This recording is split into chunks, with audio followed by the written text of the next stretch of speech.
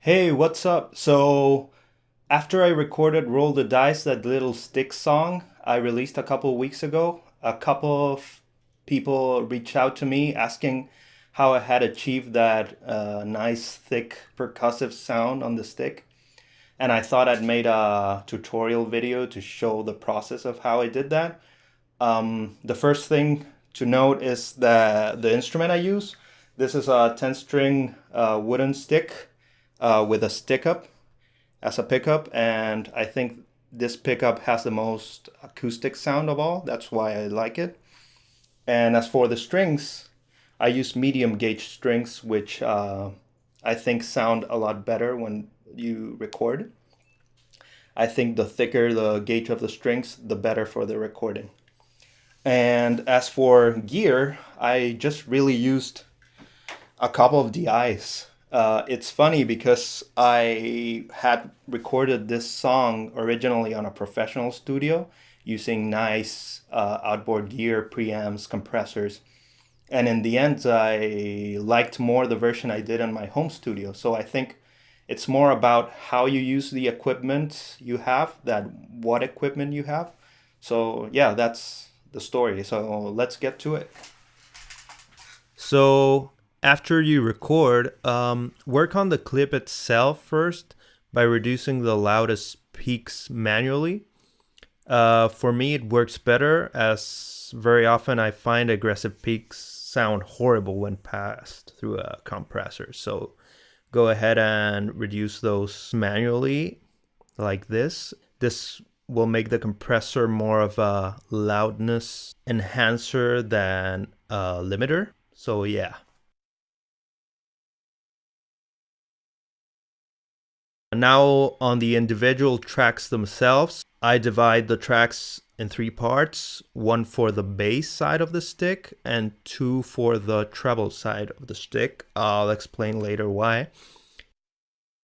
On the bass side of the stick, I apply just a little compression and I use the Ableton's Live compressor. It's just to bring the signal a little up and make it more even. And that's it. The right side of the stick is duplicated. I have two tracks here. The reason I do this is because I want to work on really different sounds and then after blend them together.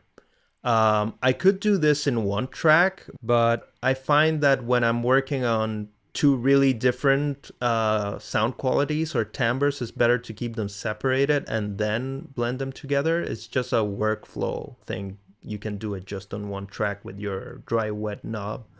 So the main treble track has as well a slight compression to bring the sound up. Then I boost the mid frequencies with the Ableton Live EQ8 equalizer a bit so that it's a slightly heavier sound. You can check it out.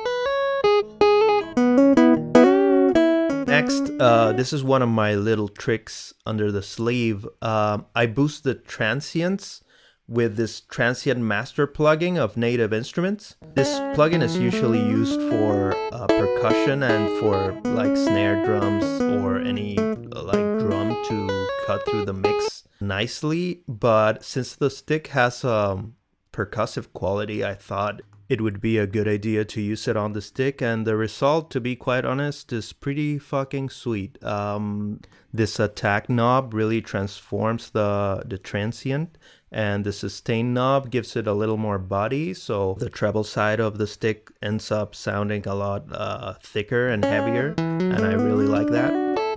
And to finish this track, I add a little ping pong delay so it sounds with more space and has a more organic quality. So next I go to the other treble side. This second right hand gives the melody a little more character. The signal goes through this amplitude plugin, through a B500 amp modeler that boosts the treble a bit, and this whole track will be added on top of the other with a lower signal level, as you can see in the utility. And this is because the only purpose of this track is to complement the other. It's not the main sound, it's just a little more character. So the next step is grouping the 3 tracks into one main group bus, where I will apply all the main effects.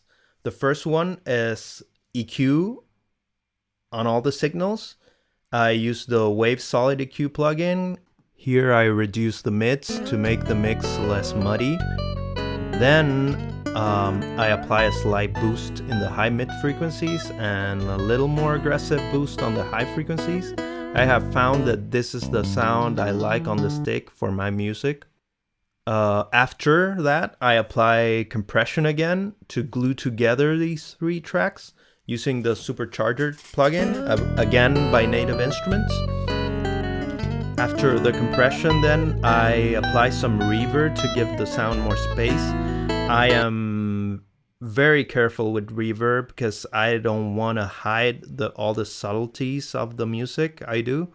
So if you can see here, it just goes to 5%. It's really just to give it more space, which is necessary because I recorded directly into the interface through a DI, so the signal is really dry.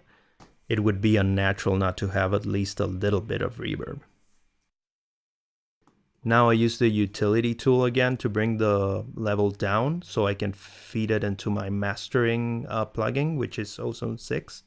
This will give me the headroom I need to apply the last compressor, limiter, and final tweaks on the EQ. So yeah, now in Ozone, I start with the end of the signal flow by applying this maximizer utility, which is a compressor and a limiter at the same time. This will bring my signal up. Then using this exciter tool, I apply some tube processing to give it some extra dirty harmonics that make the sound, I think, more live. I go into different frequency ranges, so I start from the bottom, then the mids,